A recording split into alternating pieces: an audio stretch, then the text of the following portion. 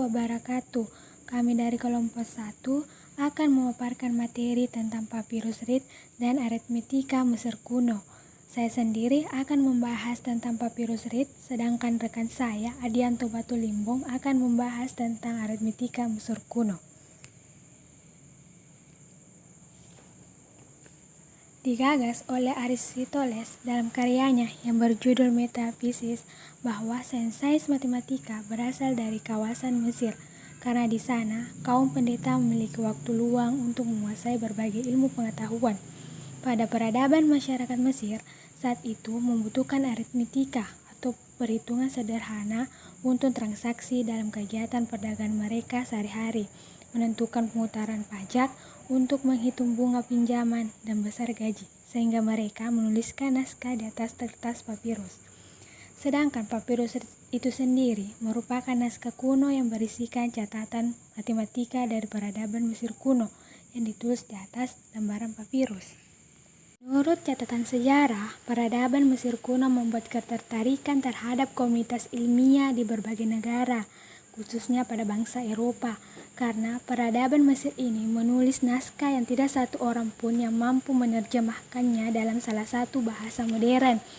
Dan pada tahun 1858, oleh seorang Skotlandia yang bernama Alexander Henry Reed membeli Papyrus Reed dari Luxor, Mesir, kemudian menyumbangkan kepada Museum Inggris.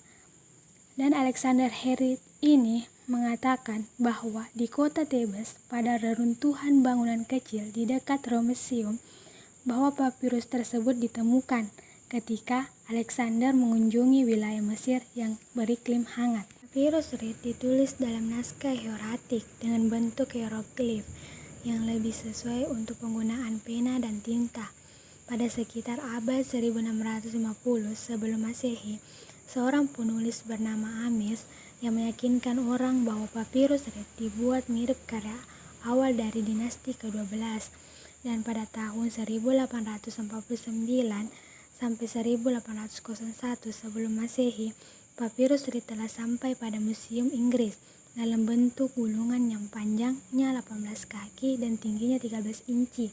Tiba di Museum Inggris dalam dua bagian, di mana bagian tengah hilang. Dan dalam naskah Papyrus Reed terdapat penjumlahan dan pengurangan yang digunakan pada peradaban Mesir kuno saat berdagang maupun membayar pajak. Penerjemahan Papyrus Reed baru memungkinkan untuk dilakukan secara cepat karena pengetahuan yang diperoleh dari batu Rosetta. Penemuan lempengan tersebut ditemukan oleh seorang perwira pasukan Nepal dekat Rosetta di Sungai Nil pada tahun 1799 ketika mereka menggali pondasi di sebuah benteng. Batu Rosetta tersusun atas 3 panel. Ternyata ketiga panel tersebut memiliki tulisan yang berbeda, yaitu huruf Yunani, huruf demotik, dan huruf hieroglif. Cara membaca huruf Yunani tidak pernah hilang, dan cara membaca huruf hieroglif dan demotik tidak pernah ditemukan. Untungnya, kedua panel lainnya membawa pesan yang sama, sehingga 3 bahasa tersebut yang digunakan untuk menguraikan alfabet hieroglif yang ada di Papyrus Reed. Pada gambar slide ini merupakan penomoran hieroglif yang telah diuraikan, sehingga pada naskah Papyrus Reed dapat diartikan oleh ilmuwan.